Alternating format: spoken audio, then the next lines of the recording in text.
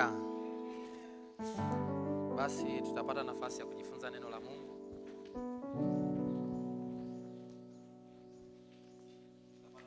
Kujifunza neno la Mungu tena siku ya leo. Na kichwa cha somo kinasema baraka za Mungu. Baraka za Mungu. Baraka za Mungu. Fungua kitabu cha Mwanzo.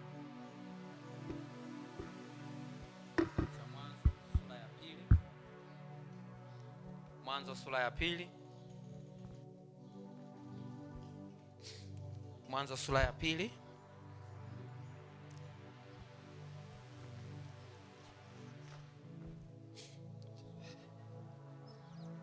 Mwanzo sura ya pili. Kuanzia mstari wa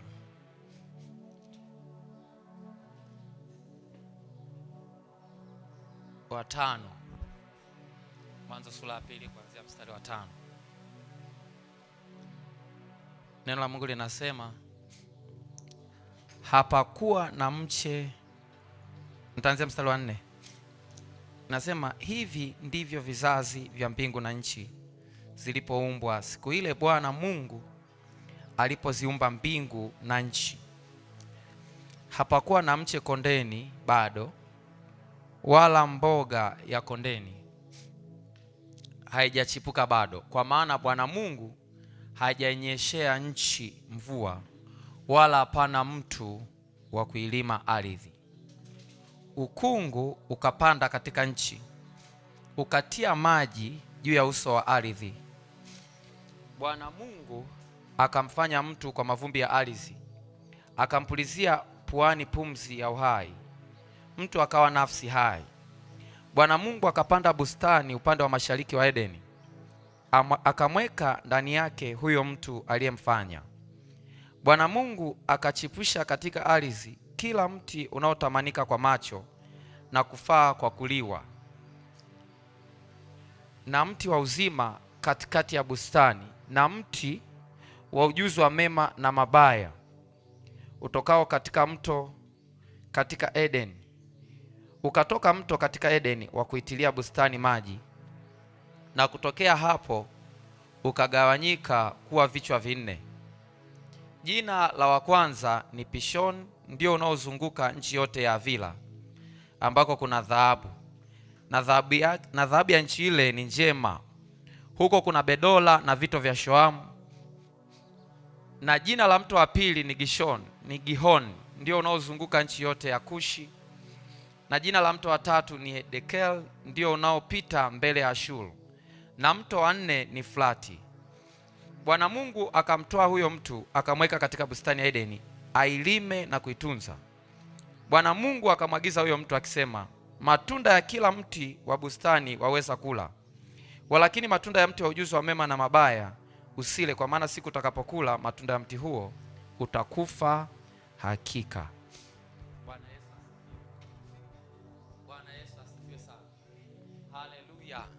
Haleluya. Nimesema tutapata nafasi ya kujifunza neno la Mungu lenye kichwa kinachosema baraka za Mungu. Unaweza kufumba tu macho yako hapo ulipo, niombe kwa ajili ya neno. Baba, katika jina la Yesu Kristo wa Nazareti hai, asante kwa neno hili. Naomba kanijalie mtumishi wako kusema neno lako sawa sawa na mapenzi yako na sawa sawa vile inavyonipasa kulisema, katika jina la Yesu Kristo wa Nazareti hai, amen. Ukisoma huu mstari wa 3 na wa 4, neno la Mungu linasema,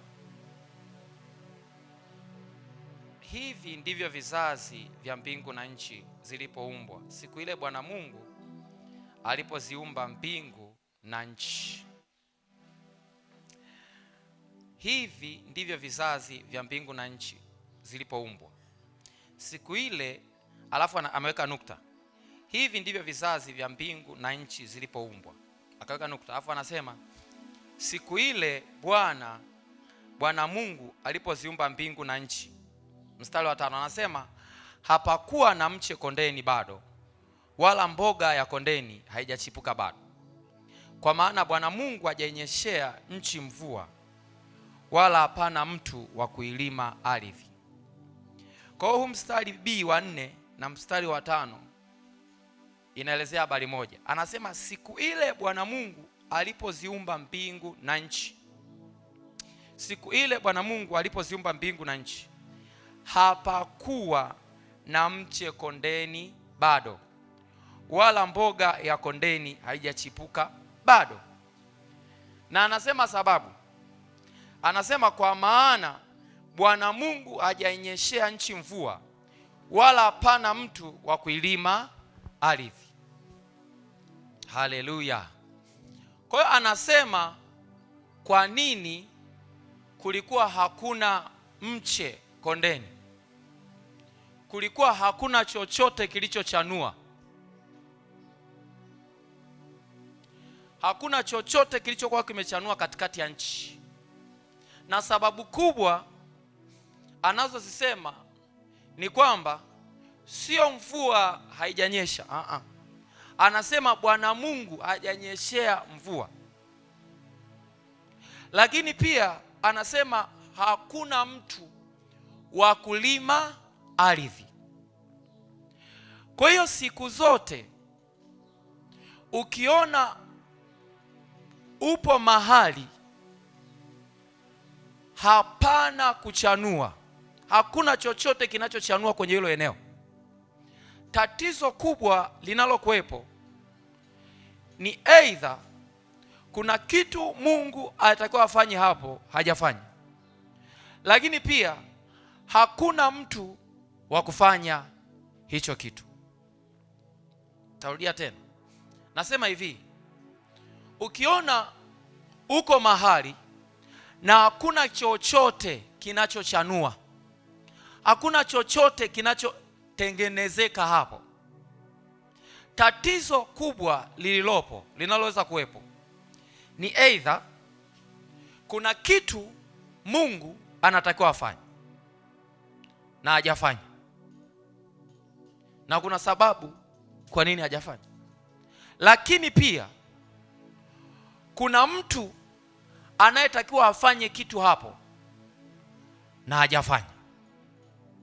Biblia inaniambia kwamba hakukuwa na mche kondeni bado, hakukuwa na mche kondeni bado, wala mboga ya kondeni. Alafu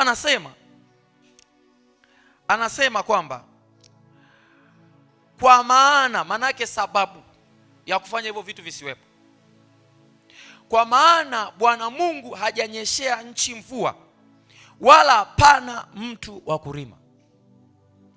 Kwenye haya maisha yetu kuna vitu ambavyo ni Mungu pekee anaweza kufanya, na kuna vitu ambavyo wewe unatakiwa ufanye. Kuna vitu ambavyo Mungu anatakiwa afanye na wewe unatakiwa ufanye, ili mahali pawe na vitu vinavyochanua, pawe na matokeo, uone kuna progress, uone kuna kuongezeka. Kuna mambo ambayo Mungu anatakiwa afanye na kuna mambo ambayo wewe unatakiwa ufanye. Sasa ni hatari sana mambo unayotakiwa kufanya wewe ukamwacha afanye Mungu, na mambo anayotakiwa kufanya Mungu ukataka kufanya wewe. Kuna watu ambao wao wanataka maisha yao kila kitu afanye Mungu, ili waone ongezeko, wanataka kila kitu afanye Mungu, na Mungu hajaweka wao utaratibu. Kuna vitu kwenye maisha yako ili vibadilike, lazima wewe take step. Usipo take step, hakuna chochote kitabadilika. Kuna vitu vya Mungu kufanya na kuna vitu vya wewe kufanya. Kwa hiyo ukiona kwenye maisha yako hauchanui, hauongezeki, ni aidha kuna vitu ulitakiwa kuvifanya hapo haujavifanya. Haleluya, haleluya, haleluya. Kuna mambo ambayo hapa duniani ili yabadilike utatakiwa wewe kufanya. Hakuna kitu kitaenda kama hautachukua step na kuanza kuvifanya hivyo vitu. Lakini kuna vitu ambavyo Mungu peke yake anatakiwa kuvifanya. Manake wewe hata ukikomaa kuvifanya hivyo vitu hutaweza, kwa sababu hivyo vitu ni Mungu pekee anayeweza kuvifanya. Ndio maana neno la Mungu linasema tusizitegemee akili zetu. Tunaruhusiwa kuzitumia akili zetu, lakini hatuwezi kuzitegemea akili zetu. Akili tulizonazo haziwezi katupa majibu kila sehemu. Ni kweli kabisa kuna vitu tunatakiwa tuvifanye, lakini usijidanganye kwamba ukahisi kwamba kila kitu wewe utafanya tu kitaenda kwa nguvu zako. Hakuna. Kuna vitu asipoingilia Mungu havitaenda. Haleluya, haleluya, haleluya. Anasema kwamba kwa maana Mungu hajainyeshea nchi mvua, wala pana mtu wa kulima ardhi, wala pana mtu wa kulima ardhi. Kwa hiyo siku zote kwenye maisha yako kuna vitu ambavyo Mungu anatakiwa kufanya na kuna vitu ambavyo wewe unatakiwa kufanya. Kwa hiyo ni muhimu sana ukajifunza kutofautisha hivyo vitu, usije ukachanganya. Ni muhimu ukatofautisha, ukatathmini maisha yako.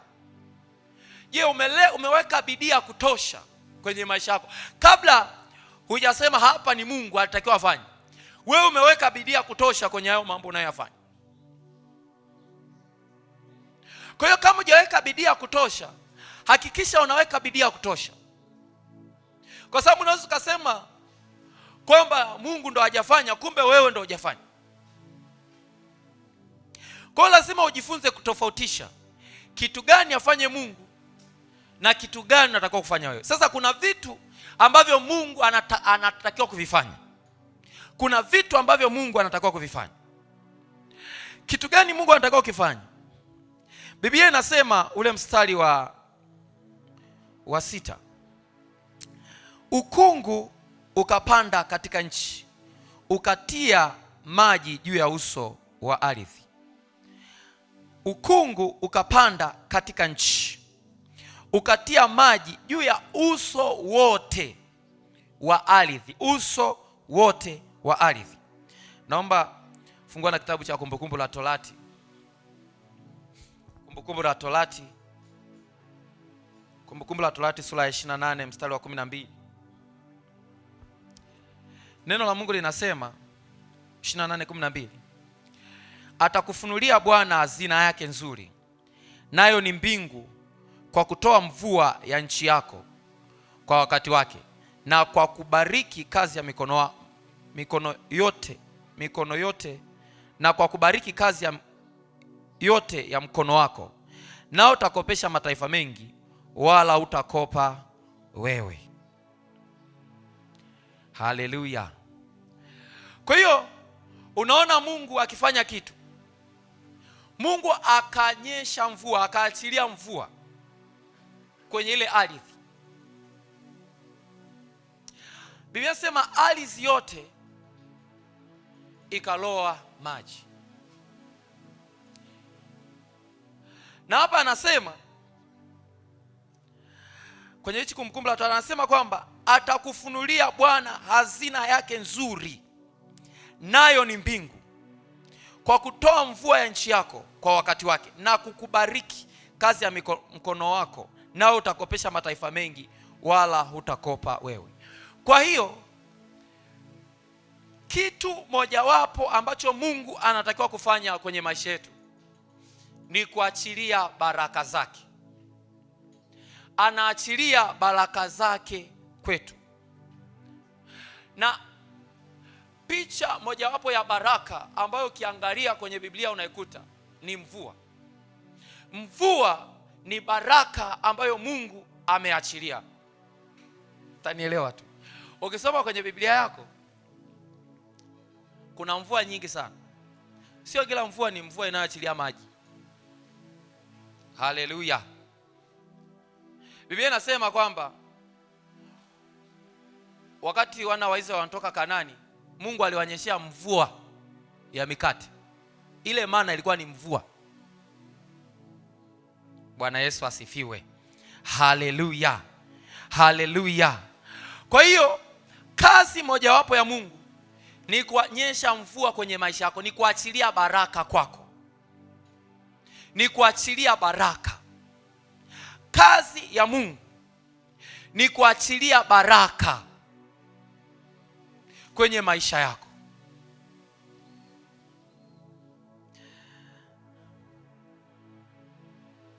Ni kuachilia baraka kwenye maisha yako. Ukisoma ule mstari wa 7, Bwana Mungu akamfanya mtu kwa mavumbi ya ardhi, akampulizia puani pumzi ya uhai, mtu akawa nafsi hai. Nilishangaa sana niliposoma mstari.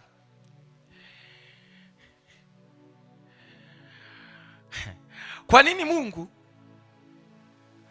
hakumnyeshea mvua ardhi baada ya kumuumba Adamu?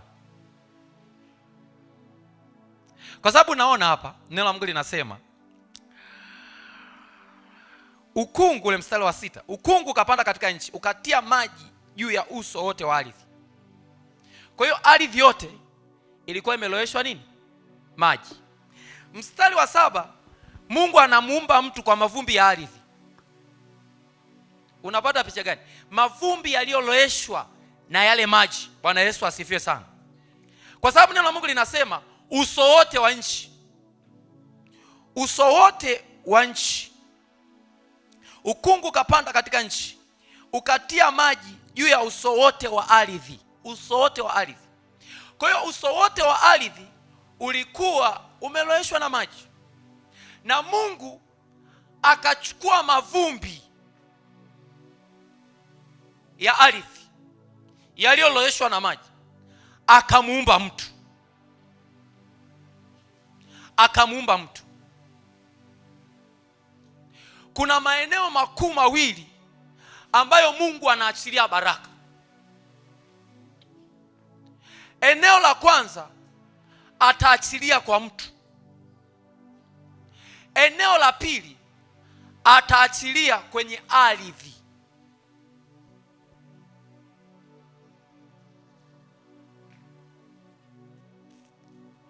Kwa hiyo baraka ya Mungu inakuja inakaa juu ya mtu, lakini baraka ya Mungu huwa inaenda inakaa kwenye ardhi. Sasa naposema ardhi, namaanisha ofisi yako.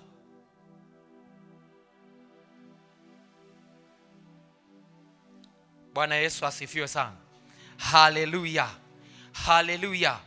Napomaanisha ardhi ni mahali unapopatia kipato. Mungu anaachilia mvua ya baraka kwenye ofisi uliopo, lakini pia anaachilia mvua ya baraka kwa mtu. Okay, kabla hatujaenda kwenye ardhi, nataka tuangalie kwa mtu. Kwa hiyo Mungu amenyesha mvua kwenye ardhi na amechukua yale mavumbi yaliyoloweshwa na yale maji, akamtengeneza mwanadamu. Ukisoma kitabu cha Mwanzo sura ya kwanza, unaona Mungu anasema na tumfanye mtu kwa mfano na kwa sura yetu. Kwa sababu mwanzo alikuwa anaumba roho ya mwanadamu. Sura ya pili alikuwa anaumba mwili wa mwanadamu.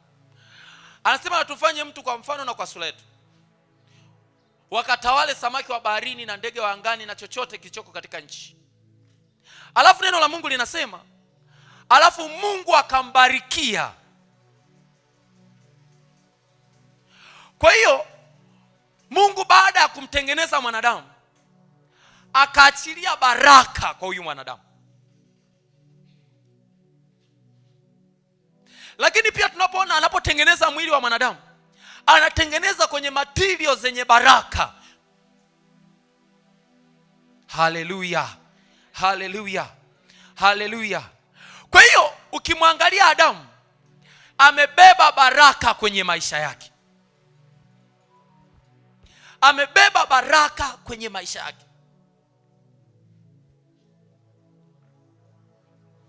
Bwana Yesu asifiwe. Haleluya, haleluya.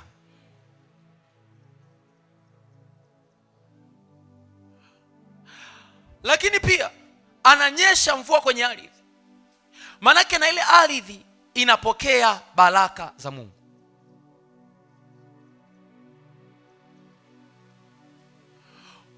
Kwa hiyo ukiona huchanui, huongezeki, tatizo wakati mwingine inaweza ikawa pia kuna baraka ambazo Mungu hajaachilia kwako au kwenye ardhi unapofanyia kazi.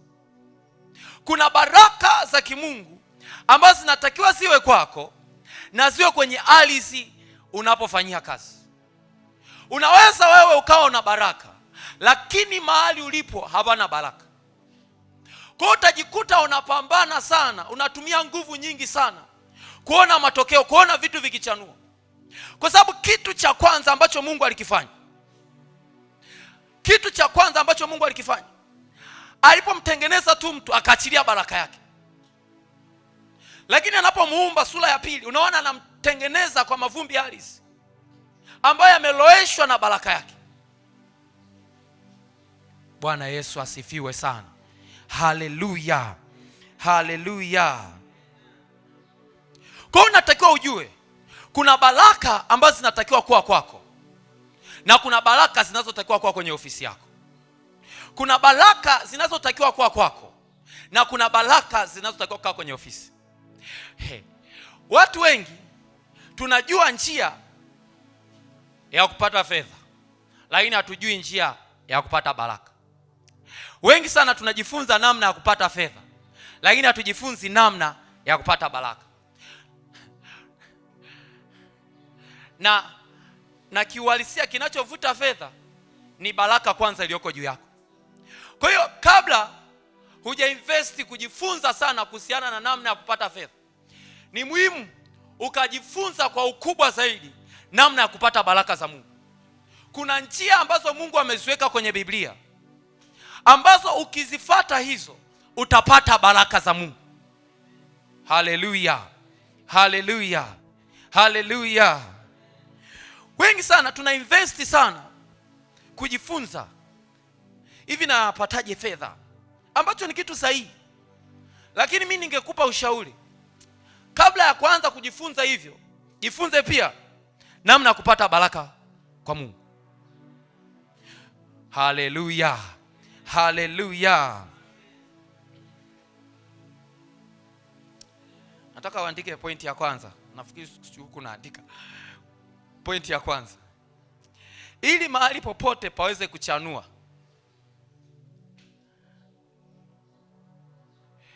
wahusika wakuu wawili wanatakiwa kuwepo, na kuna mambo wanayotakiwa kuyafanya.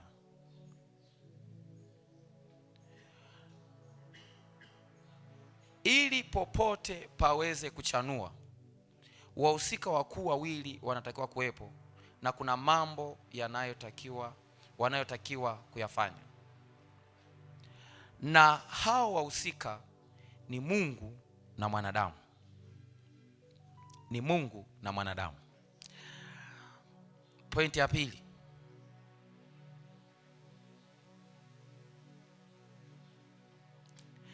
Kazi ya Mungu ni kuachilia baraka. Kazi ya Mungu kwenye maisha yetu ni kuachilia baraka. Kazi ya Mungu ni kuachilia baraka.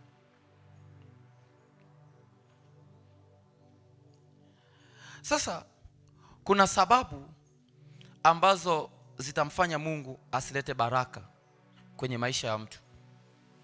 Kuna sababu ambazo zinaweza kumfanya Mungu asilete baraka kwenye maisha ya mtu. Sababu mojawapo ni kuto kuwepo kwa mtu atakaye zilima na kuzitunza. Kuto kuwepo kwa mtu atakaye lima na kutunza kile ambacho baraka inakifanya. Kile ambacho baraka inakifanya. Na pointi nyingine, kwa nini Mungu hawezi kuleta baraka mahali? Watu kukosa umoja. Watu kukosa umoja. Biblia inasema ndugu atakapokaa pamoja na kwa umoja ni kama mafuta yanayomiminika kichwani pa Haruni mpaka kwenye ndevu. Na Biblia inasema hapo ndipo Mungu ataamuru baraka. Kwa hiyo kama mpo kwenye ndoa na hamna umoja, mnagombana kila siku, ni ngumu sana Mungu kuachilia baraka. Kama kwenye ofisi mliopo mnagombana kila siku, ni ngumu sana Mungu kuachilia baraka. Kwa sababu baraka Mungu anaachilia mahali penye umoja. Mungu ameamuru baraka ziende mahali popote wanapokuwa na umoja. Mahali popote ambapo Mungu ameweka umoja, hapo ndipo anapoamuru baraka. Bwana Yesu asifiwe. Haleluya. Haleluya. Na andika pointi ya 3. Andika pointi ya 3. Mungu anaachilia baraka kwa mtu. Mungu anaachilia baraka kwa mtu na kwenye ardhi aliyopo. Mungu anaachilia baraka kwa mtu na kwenye ardhi aliyopo. Haleluya. Haleluya. Haleluya. Kwa hiyo Mungu ataachilia baraka kwenye ardhi uliopo au kwa mtu. Ukiendelea ule mstari wa 7, neno la Mungu linasema Bwana Mungu akamfanya mtu kwa mavumbi ya ardhi, akampulizia puani pumzi ya uhai, mtu akawa nafsi hai. Bwana Mungu akamfanya mtu. Nitaendelea mpaka ule mstari wa 8. Anasema Bwana Mungu akapanda bustani upande wa mashariki wa Eden, akamweka ndani yake huyo mtu aliyemfanya. Kwa hiyo kabla Mungu hajamweka, utanielewa tu. Biblia inasema Mungu akamfanya mtu kwa mavumbi ya ardhi. Anamfanya mtu kwa ajili ya nini? Kwa ajili ya kumweka kwenye bustani ya Eden ili aweze kuilima na kuitunza. Anamtengeneza mtu kwanza. Anamtengeneza mtu kwanza, ndipo anamweka kwenye bustani ya Eden. Na kwenye hiyo bustani ya Eden, kazi mojawapo ambayo anapewa ni ya kuilima na kuitunza. Kuna mahali Mungu anataka kukuweka. Kuna nafasi fulani Mungu anataka kukuweka. Lakini ili akuweke kwenye hiyo nafasi, anatakiwa akutengeneze kwanza. Anatakiwa akufinyange kwanza. Kumbuka, Mungu anapomfinyanga Adam, anajua kabisa huyu Adam ataenda kulima.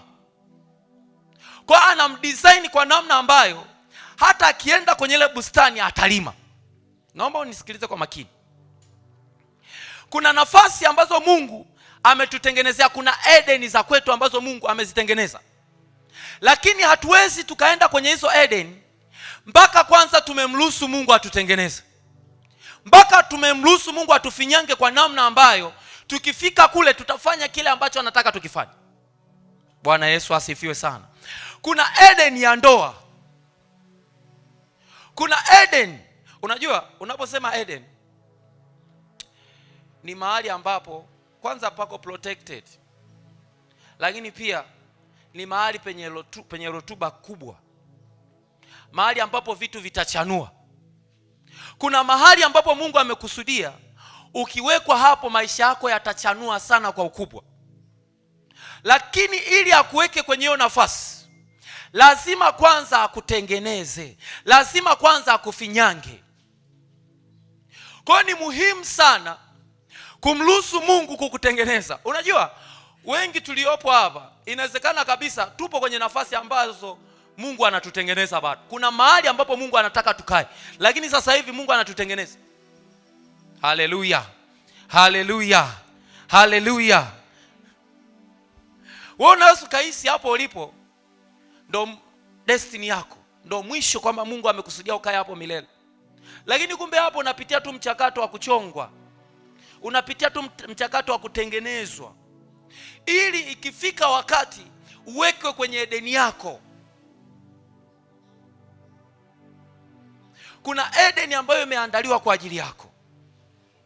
Mruhusu Mungu akutengeneze, mruhusu Mungu akuchonge, mruhusu Mungu akufinyange kwa namna ile ambayo anataka uwe wewe. Haleluya. Haleluya. Haleluya.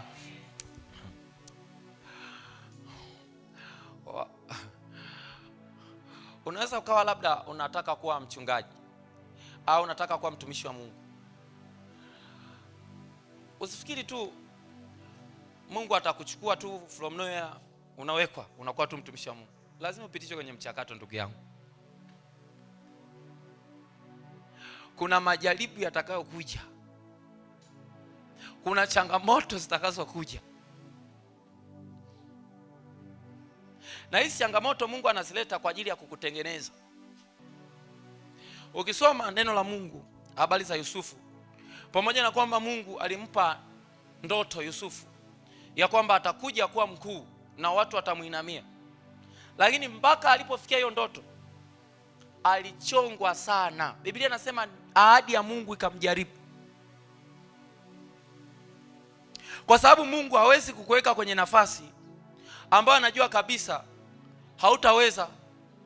Kwa hiyo lazima kwanza akutengeneze, lazima kwanza akuchonge.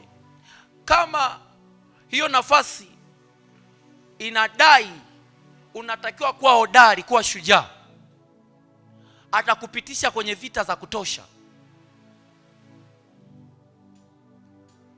Kwa nini? Kwa sababu kwenye nafasi unayoiendea inahitaji mtu ambaye aliye hodari. Ndicho kilichotokea kwa Yoshua. Yoshua alikuwa ajui kwamba mwisho wa siku anaenda kuwa kiongozi mkuu wa kuongoza wana wa Israeli kupambana, kufanya vita ili kuingia Kanaani. Alikuwa ajui. Mara Musa anamwambia, wewe utaenda kupigana na ile jeshi. Musa yeye anaomba, anamwambia Yoshua, wewe ndio utaenda kupigana na ile jeshi. Yoshua anaenda, anashinda.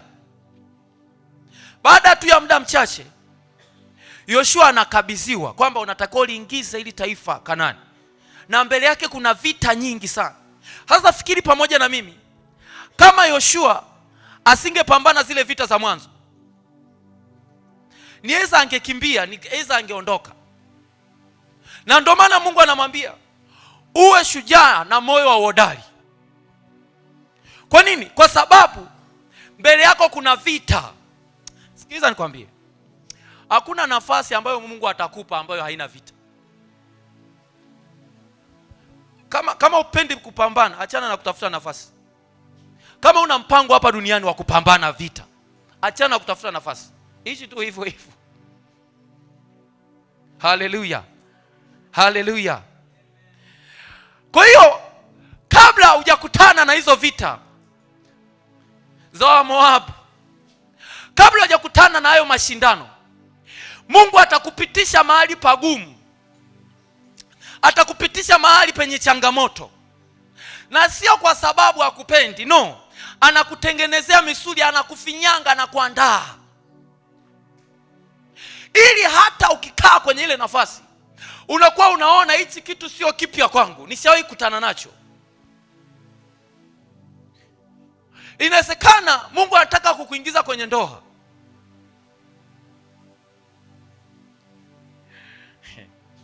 lakini saa hizi unaumizwa kweli kweli.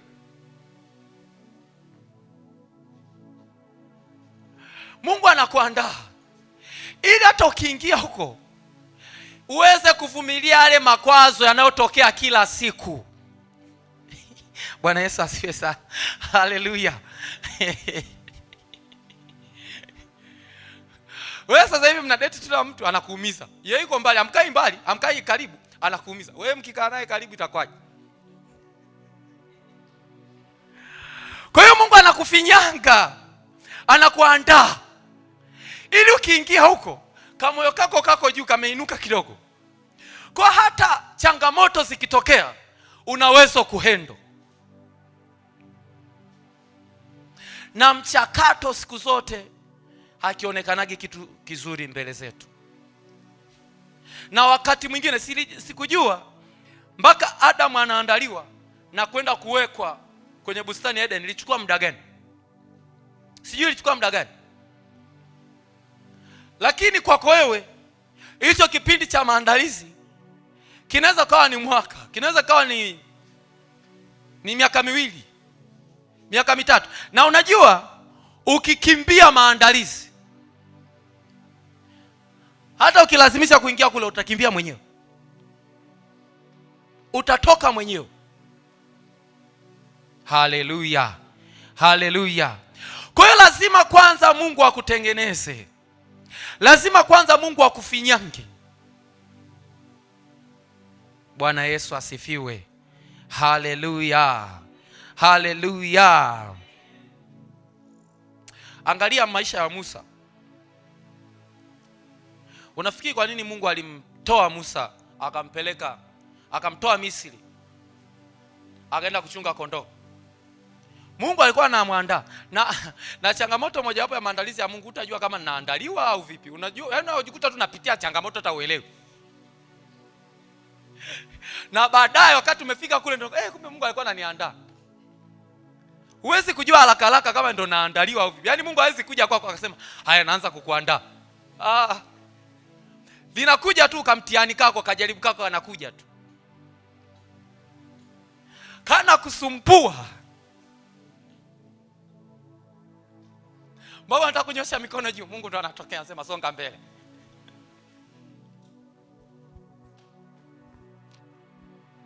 Kwa hiyo Mungu alimfinyanga Adam, alimtengeneza Adam.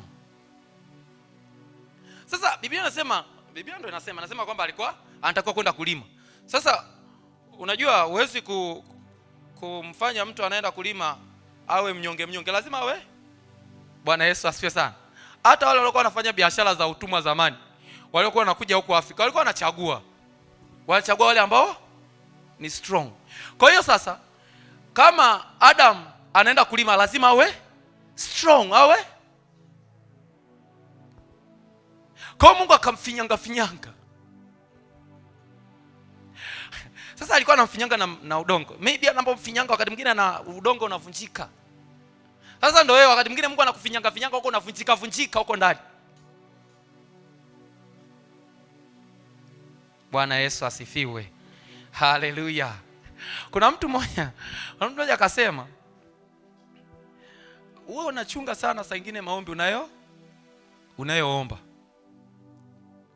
Kwa sababu maombi tunayoomba wakati mwingine ni mazuri of course, lakini kuna kitu kingine ambayo anakileta kabla ya kuleta hicho unachokiomba. Unaomba, Mungu nifanikisha kiuchumi niwe na fedha. Alafu Mungu anakuletea jaribu, anakupa uanze kukaa na hela za watu. Haleluya. Anaanza kukuletea ukae na hela za watu. Wewe unaanza kuiba.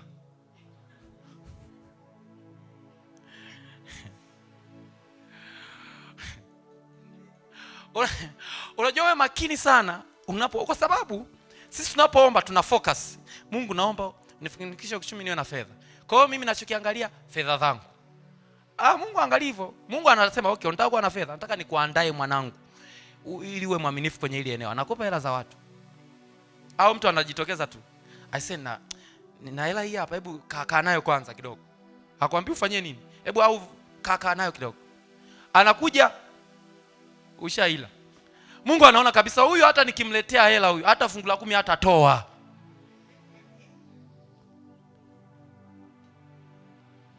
Au sasa hivi tu, Mungu nifanikishe kiuchumi. Mungu amekufungulia kamlango ka kazi, umeacha ibada. Sasa Mungu akikupa mabilioni wewe, usiweza tukaonana kwenye ibada ya mazishi. Haleluya, haleluya, haleluya. Kwa hiyo Mungu atakufinyanga, na atakufinyanga kwa namna ambayo hutajua kama unafinyangwa. Yaani tatizo ndio liko hapo, hujui kama unafinyangwa. Unaona Mungu tu ana. Haleluya, haleluya. Kwa hiyo nimekwambia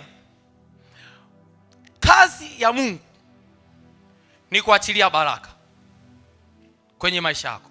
Ataachilia baraka kwenye maisha yako, lakini ataachilia baraka kwenye ardhi uliopo. Tutajifunza kidogo kwa habari ya ardhi. Ataachilia baraka kwenye ardhi uliopo. Lakini jambo jingine atakalolifanya, akishaachilia hizo baraka atakutengeneza, atakufinyanga. Unajua, kabla haujaomba kukaa kwenye nafasi fulani, tafuta kujua hiyo nafasi inahitaji karata ya mtu wa namna gani. Mfano, hata kabla hujapenda upako wa mtu fulani, nenda kaangalie anafanyaje ili kuwa na huo upako. Wengine wanasema don't look at the story, wanasema don't look at the glory, look at the story. Haleluya. Kabla hujademand nafasi fulani, tafuta kujua inahitaji mchakato wa namna gani. Kwa hiyo ukishajua kuna mchakato, anza kumomba tu Mungu, Mungu nisaidie utakaponipitisha kwenye mchakato niweze kuvumilia. Tunapenda vitu vizuri, lakini hatupendi mchakato utakao tusaidia sisi kukaa kwenye hivyo vitu vizuri. Angalia hata Adam, Biblia inasema alijikuta yuko peke yake. Akaangalia wanyama akaona hakuna wa kufanana naye. Akawa anatafuta wa kufanana naye. Kitu gani kilimkosti Adam? Ilimkosti ubavu wake kuondolewa. Ilimkosti ubavu wake. Kwa hiyo kama wewe mwanaume unataka mke, kuna gharama ya huyo mke mzuri. Haleluya, haleluya. Kuna gharama. Huyu Adam ilibidi afanyiwe operation, atolewe mbavu. Kwa kuna mbavu, kuna mabavu, kuna mbavu zinazotakiwa zitoke kwa watu hapa. Haleluya, haleluya. Yes. Sasa wewe, Mungu anaona huyu mtu anatamani mke wa namna fulani, lakini yeye ni mkatili. Au anasema nisimpeleki mwanangu pale. Bwana Yesu asifiwe. Kwa hiyo anatoa hizo mbavu kidogo, anachonga. Haleluya, haleluya.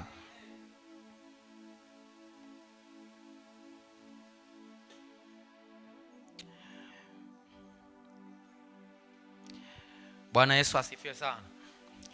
Kitu kingine ambacho Mungu alikifanya,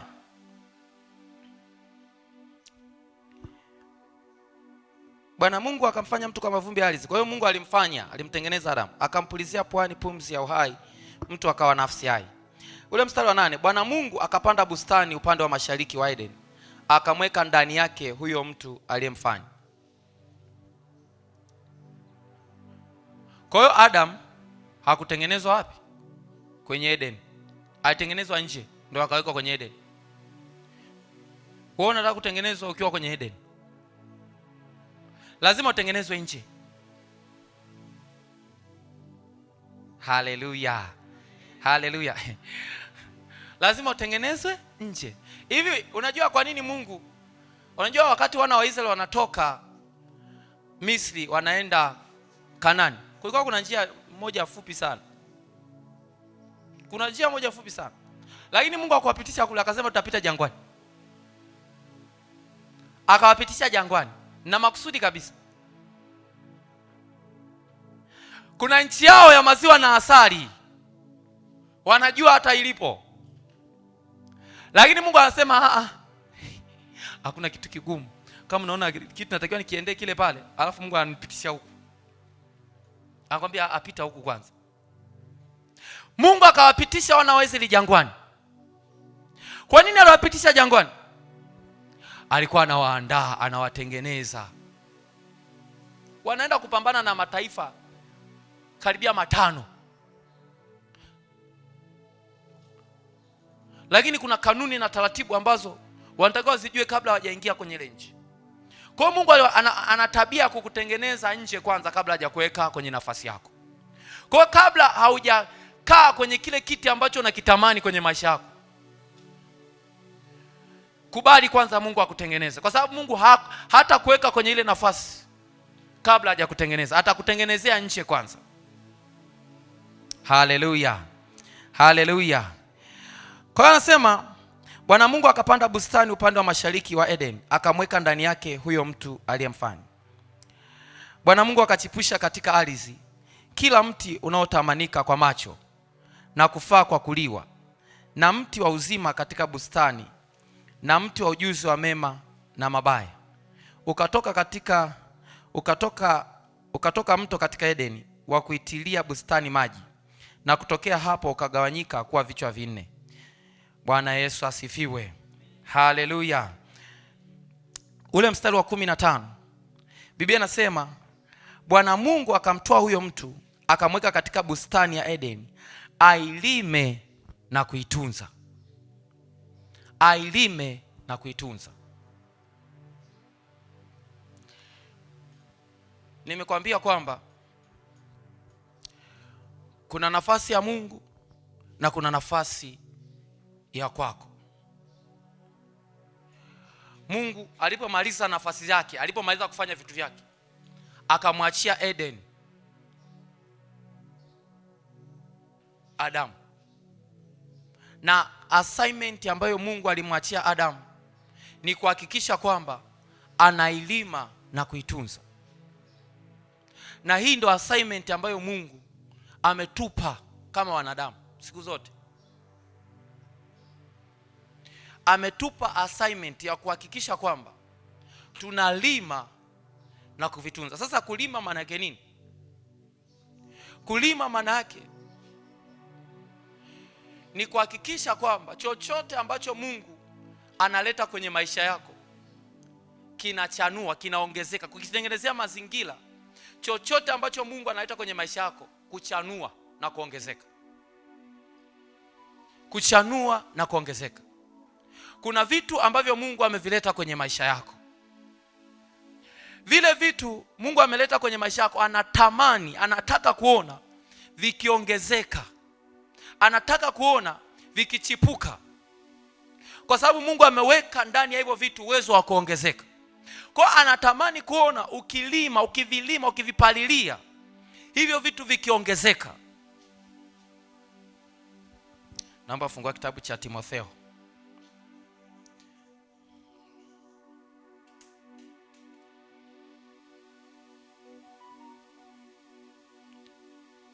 Fungua kitabu cha Timotheo.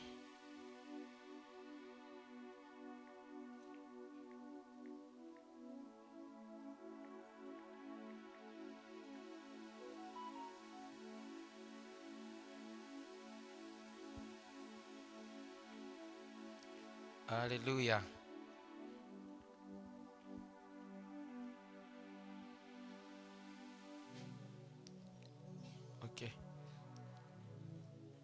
Okay, huo mstari siuoni, unaweza kanisaidia kunitafutia. Lakini neno la Mungu linasema, Mungu anamwambia Timotheo, Paulo anamwambia Timotheo kwamba ichochee karama iliyoko ndani yako. Ichochee karama iliyoko ndani yako. Maana yake Ndani yetu kuna karama ambazo Mungu ametupa. Kuna vipawa ambavyo Mungu ametupa. Mahali pengine anamwambia aichochee hiyo karama kwa kuwekewa mikono. Mahali pengine anamwambia aichochee hiyo karama kwa kuomba. Unatakiwa ujue kuna baraka ambazo Mungu ameachilia kwenye maisha yako. Kuna Eden ambayo Mungu ameitengeneza kwa ajili yako. Kuna vipawa ambavyo Mungu ameweka ndani yako. Lakini hivyo vipawa, wewe kuna kitu unatakiwa ukifanye ili kipawa hicho kidhihirike, ili kipawa hicho kionekane. Kama usipofanya, hicho kipawa kitabaki kwa hivyo hivyo. Unajua kipawa ni kama mbegu. Kipawa chochote ambacho Mungu amempa mwanadamu ni kama mbegu.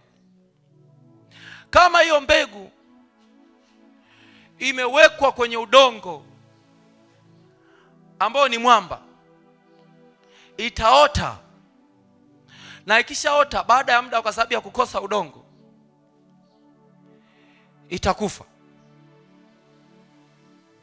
Kwa kipawa ambacho Mungu ameweka ndani yako, unatakiwa ujue namna ya kukichochea, kukitengenezea mazingira ili kiweze kutoka, na kisha toka kisife, kiendelee. Bwana Yesu asifiwe. Haleluya. Haleluya. Siku moja nikawa nasoma, nikashangaa sana hii mistari niliyokutajia hapa. Nilikuwa nasoma mara nyingi, lakini kwa sielewi kama nitafsiri hiyo. Biblia Paulo anamwambia kwamba Timotheo, njoo nikuombee, nikuwekee mikono. Na nikisha kuwekea mikono, nitakuwa nimechochea kipawa kilichoko ndani yako.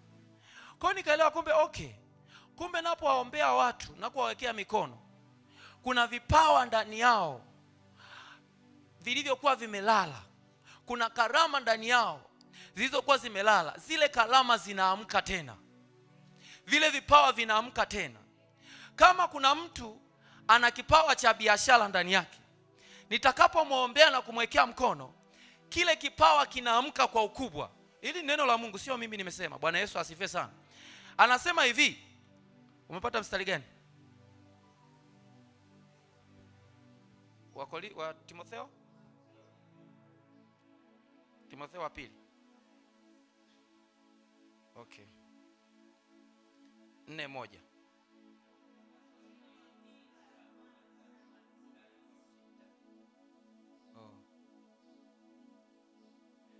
Haleluya. Kumbe mnasomaga Biblia. Haleluya. Anasema kwa sababu hiyo nakukumbusha, uichochee karama ya Mungu iliyoko ndani yako kwa kuwekewa mikono yangu.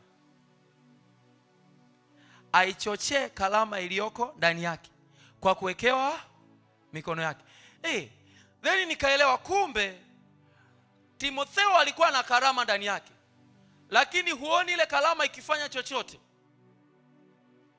mpaka alipoombewa na Paulo. Na Paulo alipomwombea alikuwa anafanya nini? Alikuwa anachochea karama iliyoko ndani yake. Haleluya. Kwa hiyo kitu gani kingine unajifunza hapa? Maombi yanaweza kuchochea karama iliyoko ndani ya mtu. Kama wewe unaona kabisa Mungu amekupa kufanya biashara, lakini kila ukifanya biashara unaona kama vile uwezi,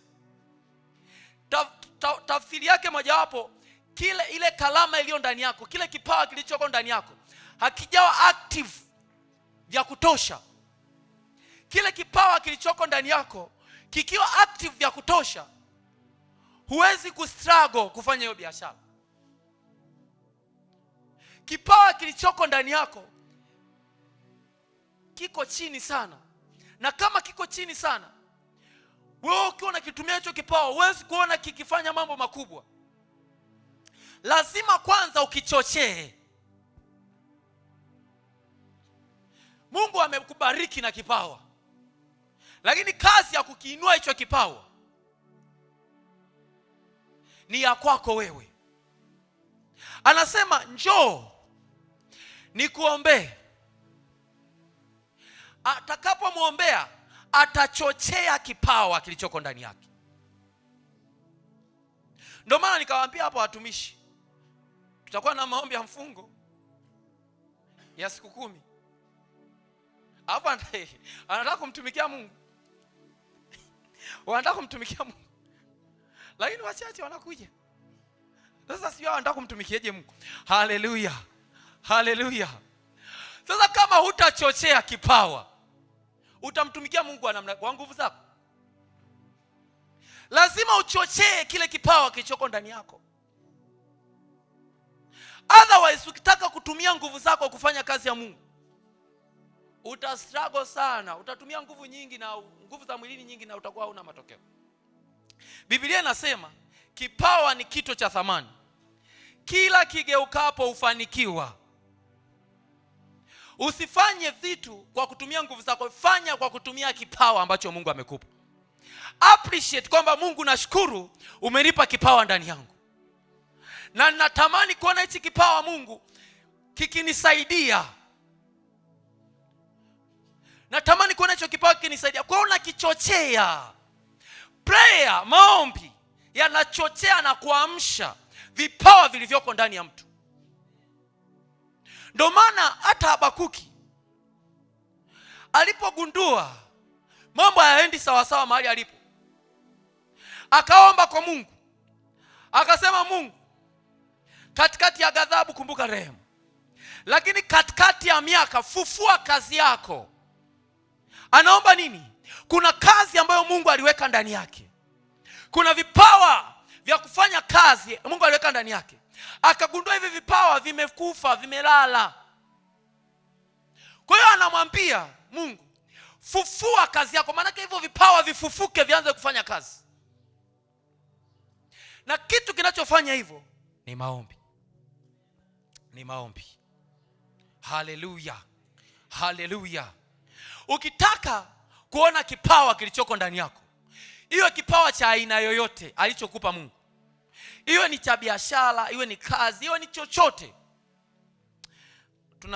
Tunamsoma, kuna mtu mmoja anaitwa Beliari aliyekuwa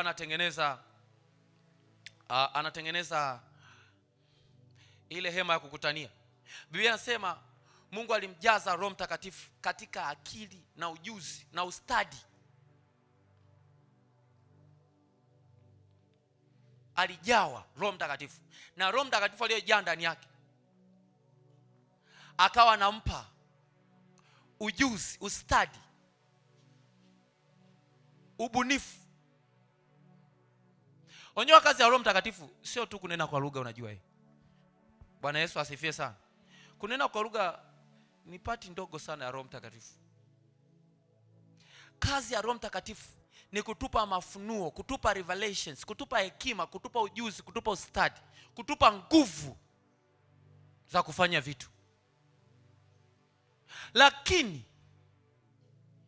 hawezi kufanya hivyo mpaka umekaa umeomba. Haleluya, haleluya, haleluya, haleluya. Kwa hiyo ndani yako kuna vipawa vingi ambavyo Mungu ameweka. Kuna karama nyingi ambazo Mungu ameweka, lakini hizo karama hutaziona mpaka umeamua kukaa kuzichochea, mpaka umeamua kukaa kuomba. Unajua Yesu alipokuja hapa duniani alikuwa na karama zote, lakini kwa miaka 30 huoni akifanya chochote. Huoni zile karama zikifanya chochote. Huoni vile vipawa vikifanya chochote. Hadi alipojaa Roho Mtakatifu akaenda nyikani. Alipoenda nyikani, Biblia inasema akarudi baada ya kuomba siku 40. Akarudi amefunga, akarudi na nguvu za Roho Mtakatifu. Baada ya hapo unaanza kuona miujiza kila sehemu.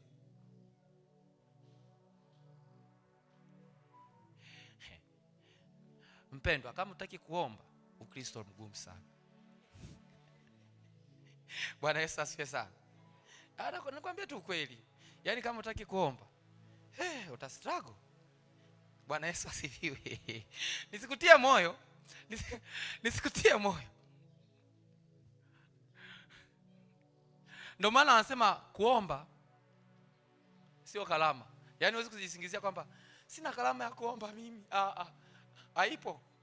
Kuomba ni kila mtu. Imetupasa kumwomba Mungu siku zote wala tusikate. Yes. Maana na kukata tamaa kutakuja. Lakini utakiwa kufanyeje? Kukata tamaa kutakuja. Lakini utakiwi. Yesu mwenyewe aliomba. Biblia inasema hadi akaishiwa nguvu, malaika wakashuka wakamtia nguvu. Huyu ni mwana wa Mungu. Yuko mahali amebananishwa. Mungu anakuambia uvuki mpaka utakapoomba vizuri hapo. Haleluya. Haleluya. Mpaka utakavyoomba. Kwa hiyo ili tuwe na matokeo ya kutisha, lazima tuchochee vipawa vyetu. Na tunavichochea vipawa kwa kuomba, sio kwa kuomba tu, kwa kuomba kwa juhudi. Kwa kuomba kwa juhudi.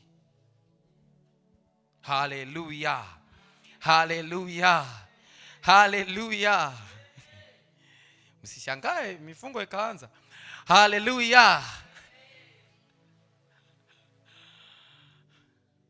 Kwa nataka nikutie moyo. Umekwama hapo ulipo sio kwa sababu hauna kitu cha kukusaidia. No. Umekwama hapo ulipo kwa sababu haujachochea vipawa na kalama vivyoko ndani yako ambavyo Mungu amekubariki navyo. Kwa sababu haujachochea vitu ambavyo potentials ambazo Mungu ameweka ndani yako. Kuna potential ambazo Mungu ameweka ndani yako. Kwa hiyo lazima kwanza ziamke hizo. Lazima kwanza zitengenezwe hizo. Haleluya. Haleluya. Nataka tupate muda wa kuomba hapa kidogo. Praise team. Tupate muda wa kuomba hapa. Na tutaenda kumwomba Mungu nini? Tunaenda kumwomba Mungu juu ya kila kipawa na juu ya kila karama ambazo ameweka ndani yetu zikaamke kwa ukubwa. Hizo karama zikaamke kwa ukubwa. Unaweza kusimama tu hapo ulipo. Yesu irejeshe furaha ya wokovu.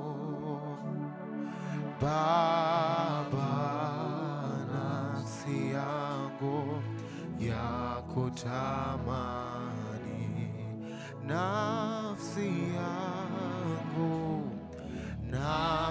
yangu ya kutamani, roho yangu yaona kiu kama yara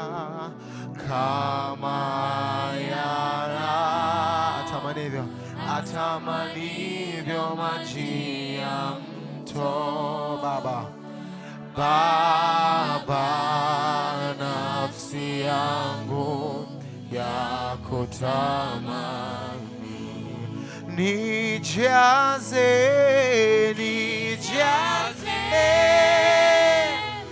Roho Mtakatifu, niweke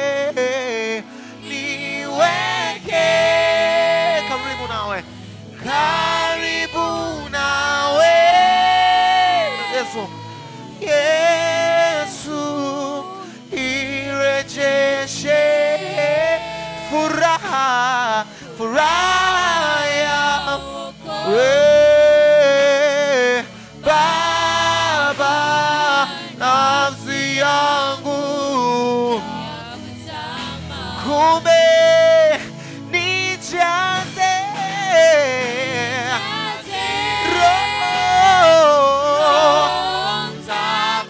Baba, niweke karibu nawe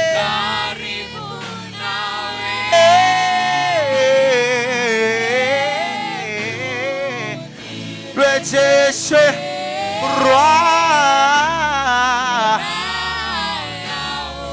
Baba,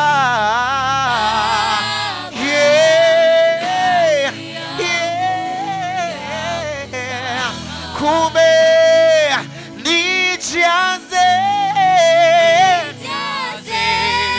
roho Baba, niweke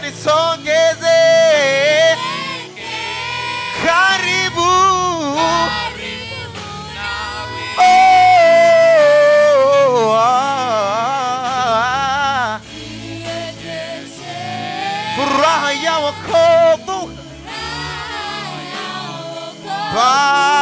Baba, nafsi yangu ya kutamani nijaze. Yes, pray. Mwambie Bwana kila karama, kila kipawa ulichoweka ndani yangu. Mungu, nimechoka kufanya vitu kwa nguvu zangu.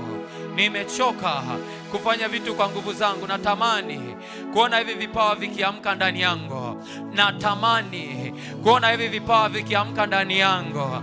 Natamani kuona hivi vipawa vikiamka ndani yangu. Kila aina ya kipawa, kila aina ya karama, kila aina ya karama ulionipa ndani yangu, kila aina ya karama, mwambie tu Bwana, iamke ndani yangu, iamke ndani yangu, iamke ndani yangu.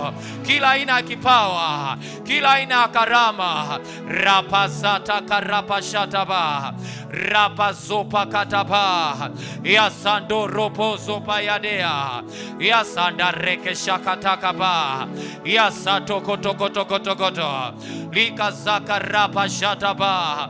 Hizi kalama Bwana ulizoweka ndani yangu zianze kuwa halisi sasa, zianze kuwa halisi sasa, zianze kuwa halisi sasa, zianze kuwa halisi sasa. Kila karama ulioweka ndani yangu, kila karama ulioweka ndani yangu ianze kuwa halisi, ianze kuwa halisi, ianze kuwa halisi, ianze kuwa halisi Bwana. Rapa zakatakaba, rapa zaka rapa shataba, yasanda rapa kataba, lika zaka rapa kataba, yakaziza kataba. Unapoomba kwa kunena kwa lugha, kalama yako inaamka ndani yako. Vipawa vyako ndani yako vinaamka, vipawa vyako ndani yako vinaamka, vipawa vyako ndani yako vinaamka, vipawa vyako ndani yako vinaamka. Yabazakataka pakashata. Mwambie tu Bwana, kila karama na kipawa, kila karama na vipawa ulivyoweka ndani yangu viwe halisi sasa, viwe halisi sasa, viwe halisi sasa, viwe halisi sasa, viwe halisi sasa. Nione vikichipuka kwa ukubwa, nione vikichipuka kwa ukubwa, nione vikichipuka ndani yangu, nione vikichipuka ndani yangu, nione vikichipuka ndani yangu. Kila karama Bwana, kila karama Bwana, kila karama Bwana, yatashada rabazata, likasata karabashataba, yasanda rapa kataba, yakazakata katakata, yegesokotoko shoto, likasata karapazuza, likasata karapazuza, yamandea shataba, yamandea shataba. Yes, kila vipawa ambavyo Mungu umeweka ndani yangu natamani kuona vikiinuka sasa, natamani kuona vikiinuka. Vipawa kwenye biashara, vipawa kwenye kazi, vipawa vipawa vipawa vipawa vipawa vipawa vipawa vipawa vipawa. Pray.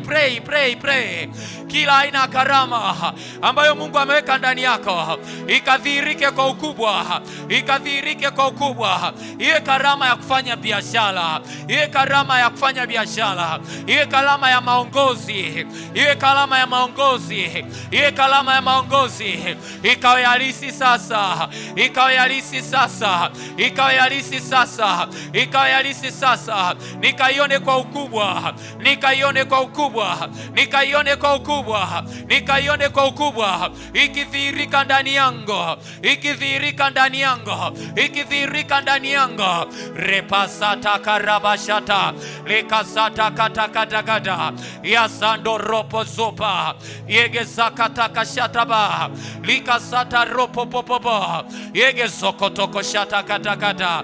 Yes, pray. Mwambie Bwana hizo karama ulizoweka ndani yangu. Yes, karabashanda rababababa, yagazakata kashakata.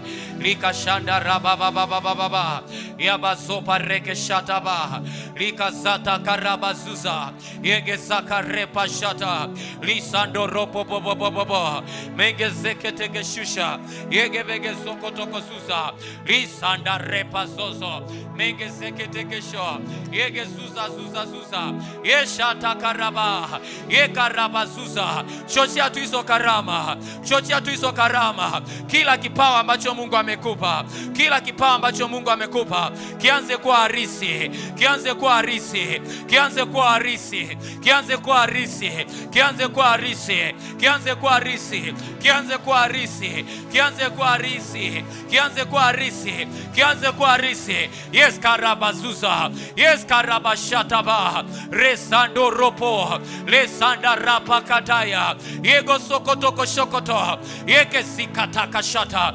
likazakataka shata lisanda rapa repazata kata likashaka rapaka yasanda repakaya lesanda repakaya yege zakatakata yege shata rapakata lesanda rabababa yamazakataya sheketeke shoto sheketeke shokoto likasataka rapapa likasakatakaba lisanda repapapapa yekezuza. Neamsha hivyo vipawa, amsha hivyo vipawa, amsha hivyo vipawa, amsha hivyo vipawa, amsha hivyo vipawa. Wewe sio wa kawaida, wewe sio wa kawaida. Una kipawa ndani yako, una kipawa ndani yako. Unatakiwa kutumia hicho, unatakiwa kutumia hicho, unatakiwa kutumia hicho, unatakiwa kutumia hicho. Na mimi leo naita kiamke, naita kiamke, naita viamke hivyo vipawa vilivyolala siku nyingi,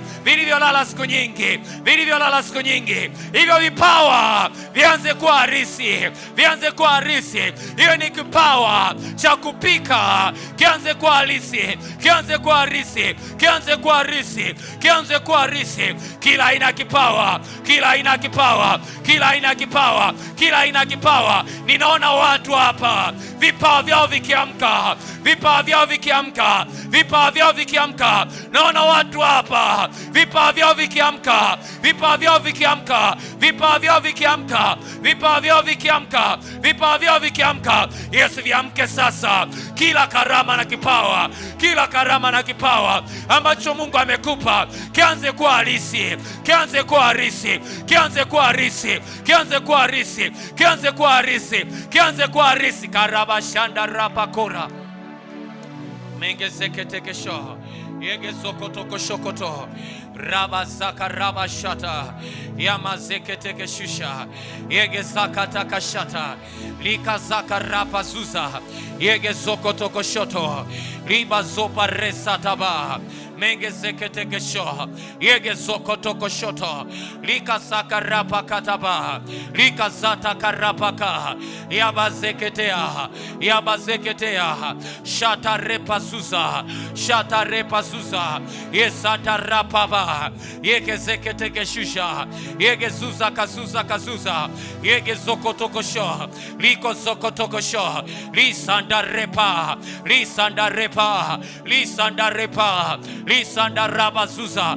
Yes, hivyo vipawa, hivyo vipawa, hivyo vipawa, hivyo vipawa. Ninaita kila vipawa, hiyo ni vipawa vya uongozi, hiyo ni vipawa vya uongozi. Vianze kuwa halisi, vianze kuwa halisi, vianze kuwa halisi, vianze kuwa halisi, vianze kuwa halisi, vianze kuwa halisi. Korobo shaka raba sakata. Yes. Fumba tu macho yako. Roho Mtakatifu, asante kwa ajili ya watoto wako hawa. Asante kwa ajili ya watoto wako hawa. Yes. In the mighty name of Jesus Christ. Mungu, kuna wengine wamewaita kwa viongozi. Kuna wengine wamewaita kwa viongozi. Kuna wengine wamewaita kwa viongozi. Kuna wengine wamewaita kwa viongozi. Kuna wengine wamewaita kwa viongozi. In the mighty name of Jesus. Yes, hizo kalama za uongozi zikawe halisi ndani yao. Zikawe halisi ndani yao. zikawa halisi ndani yao. Kila karama uliyoweka ndani yao ikadhihirike kwa ukubwa, ikadhihirike kwa ukubwa. Ulipompa Daudi ufalme, kipawa cha uongozi, ukaachilia na mafuta juu yake, ukaachilia na mafuta juu yake, ukaachilia na mafuta juu yake. Najua kuna watu hapa ambao umewaita kwenye biashara, ukawapa vipawa vya biashara, ukawapa vipawa vya biashara. Bwana, na mimi ninasihi mafuta yako yale yakamiminike tena juu yao, yakamiminike tena juu yao, yakamiminike tena juu yao, yakamiminike kwenye hivyo vipawa, yakamiminike kwenye hivyo vipawa, vikaanze kudhihirika kwa ukubwa, vikaanze kudhihirika kwa ukubwa, vikaanze kudhihirika kwa ukubwa. Wale ambao ni wafanyabiashara na wale ambao ni viongozi, wale ambao ni wafanyabiashara na wale ambao ni viongozi, hivyo vipawa vikaanze kudhihirika kwa ukubwa, vikaanze kudhihirika kwa ukubwa, vikaanze kudhihirika kwa ukubwa, vikaanze kudhihirika kwa ukubwa, katika jina la Yesu, katika jina la Yesu, katika jina la Yesu, katika jina la Yesu. Wengine wamewapa neno la biashara, wengine wamewapa neno la biashara, likadhihirike kwa ukubwa kwao, likadhihirike kwa ukubwa kwao, katika jina la Yesu, katika jina la Yesu, katika jina la Yesu. Vikadhihirike kwa ukubwa, vikadhihirike kwa ukubwa, vikadhihirike kwa ukubwa, katika jina la Yesu Kristo wa Nazareti aliye hai. Amen.